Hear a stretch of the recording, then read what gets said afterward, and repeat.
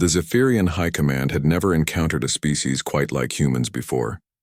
Most sentient beings, when faced with the prospect of death, displayed predictable patterns of behavior: panic, negotiation, or submission.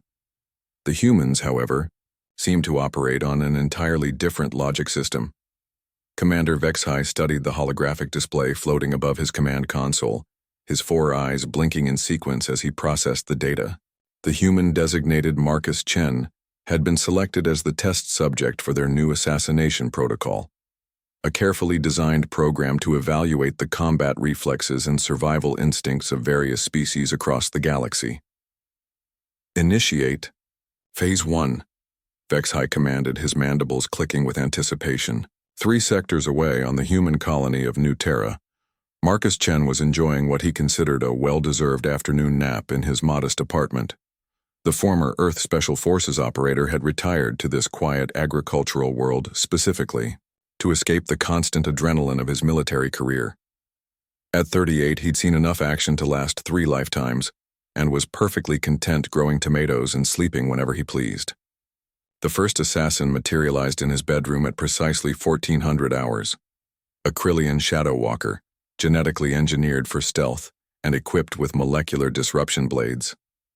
The creature moved with liquid grace, its form barely visible, even in broad daylight. Marcus opened one eye as the assassin approached his bed. "Really?"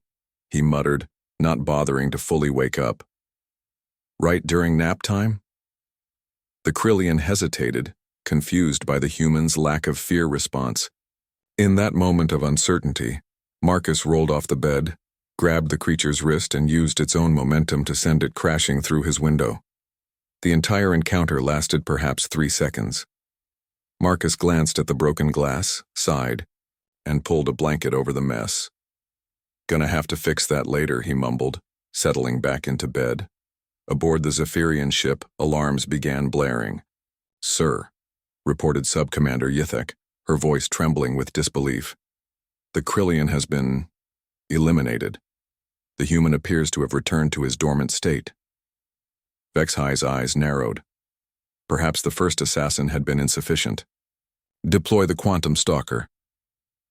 The second assassin was a nightmare from the Andromeda Spiral, a being that existed partially outside normal space-time, making it nearly impossible to detect or defend against.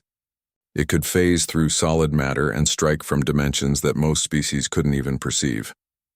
Marcus was just settling into a pleasant dream about his grandmother's apple pie when the temperature in his room dropped by 30 degrees.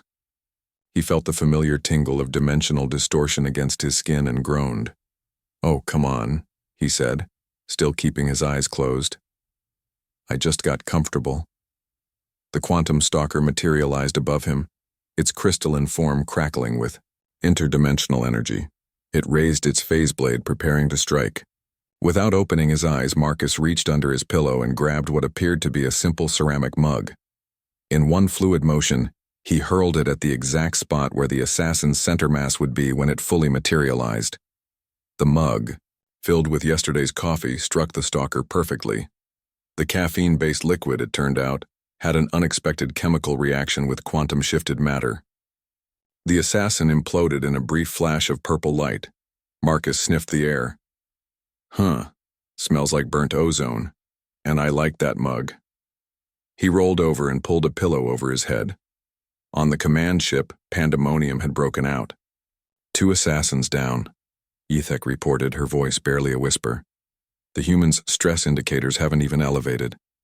His heart rate is actually slowing down." Vexhai stood abruptly, his tall frame casting shadows across the bridge.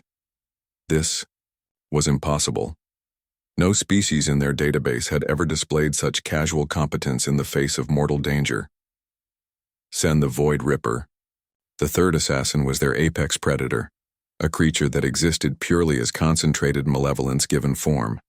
It could manipulate gravity, bend light, and had successfully eliminated entire planets.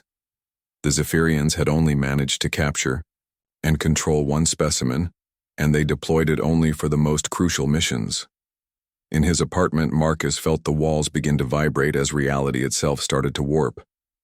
Pictures fell from shelves, and his houseplants began withering from exposure to pure malevolent energy. Seriously? Marcus sat up this time, genuinely annoyed. It's Saturday. I specifically moved to this planet because nothing interesting was supposed to happen here.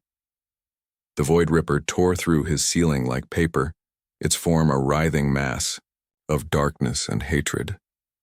Gravitational waves rippled outward, cracking his foundation.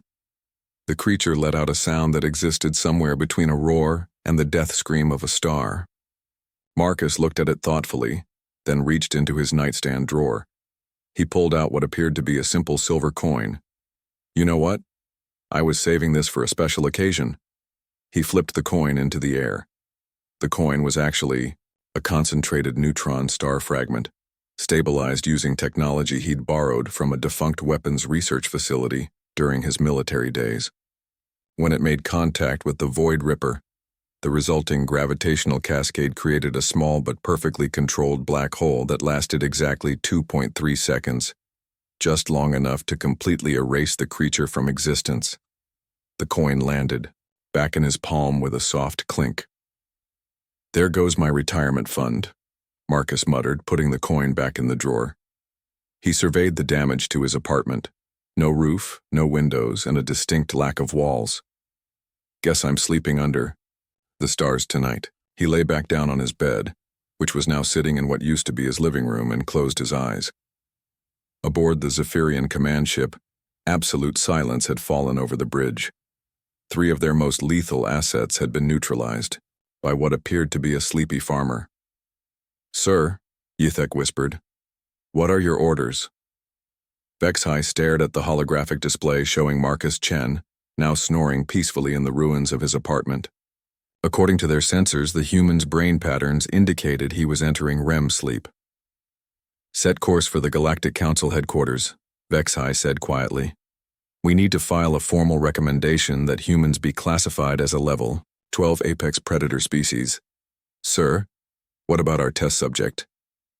Vexhai watched as Marcus unconsciously pulled a blanket over himself, despite the fact that he was now sleeping in open air. In the distance, neighbors were finally beginning to investigate the commotion, but the human remained completely at peace. Leave him alone, the commander said, and make a note in our files. Humans consider lethal combat to be a minor inconvenience at best, possibly recreational training. Do not engage unless you wish to provide them with entertainment. As the Zephyrian ship departed, Marcus Chen continued his nap, dreaming once again of his grandmother's apple pie, completely unaware that he had just redefined humanity's reputation across 3 star systems.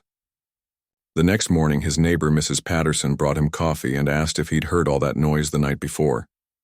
Must have been the wind, Marcus said, sipping his coffee while sitting in the crater that used to be his home.